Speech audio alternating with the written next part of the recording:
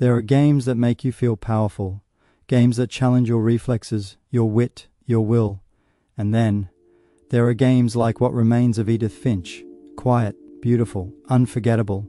This is a story not about saving the world, but about discovering one that was already lost. And it might be one of the most powerful experiences in all of gaming. What Remains of Edith Finch was released in 2017 by the indie studio giant Sparrow, the same team behind the unfinished Swan. It's a narrative-driven exploration game, what some might call a walking simulator. But don't let that label fool you. It's not a game about walking, it's a game about remembering.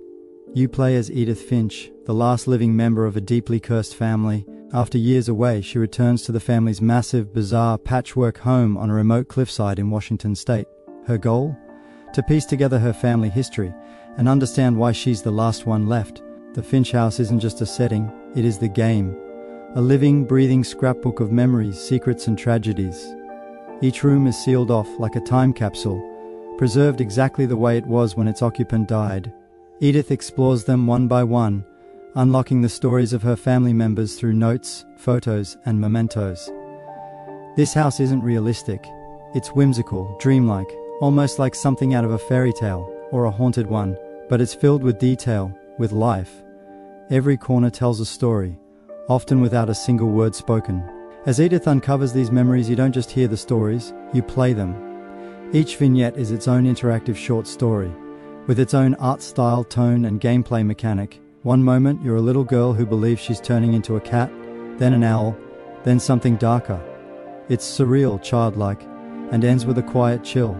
Another moment you're a former child star trapped in a Halloween horror comic, complete with narration, jump scares and a chainsaw-wielding maniac. It's playful, pulpy and unforgettable. Then there's Lewis, whose tale is arguably the most haunting. You control both his mundane factory job and his fantasy life simultaneously, as he slowly fades into a dream he never escapes. It's stunning and deeply sad. Every story is short, a few minutes long, but they leave a lasting mark, not just because of how they end, but how they're told. Death is a constant in this game, but it's not treated with shock or gore. Instead, it's poetic, mysterious, even magical. What Remains of Edith Finch walks a delicate line between fantasy and reality, joy and grief, nostalgia and horror. You're not here to change the outcome, you're here to witness it, and somehow, that makes every moment feel more real. This game reminds us that every person, no matter how briefly they live, is a story worth telling. Visually, the game is stunning in its own quiet way. The Finch house is rich with personality and secrets. Each story has its own unique style, from first-person fantasy to 2D platformers to illustrated comic panels. And the soundtrack? Outstanding. Composed by Jeff Russo, the music gently guides your emotions, sometimes comforting, sometimes eerie, sometimes bittersweet. It's one of those soundtracks that lingers with you long after the credits roll. Critics adored Edith Finch. It won the BAFTA for Best Game, Game of the Year from the Game Developers' Choice Awards. Dozens of perfect scores from critics and fans alike. Yet somehow, many people still haven't played it. Maybe because it's short, just 2 to 3 hours. Maybe because it doesn't fit neatly into any genre. But that's exactly what makes it special.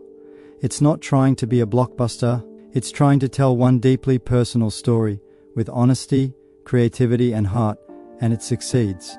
We all have families, we all carry stories, some we tell, some we hide, some we never fully understand. What Remains of Edith Finch is about that universal mystery, of what we leave behind, of the ways we try and fail, to make sense of life and loss. This isn't just a game, it's a meditation, a tribute, a quiet masterpiece. So please, play this. Even if you're not into narrative games, even if you don't think walking simulators are your thing, give Edith Finch a few hours. It will give you a memory you'll carry for years, and maybe, just maybe, you'll believe it too.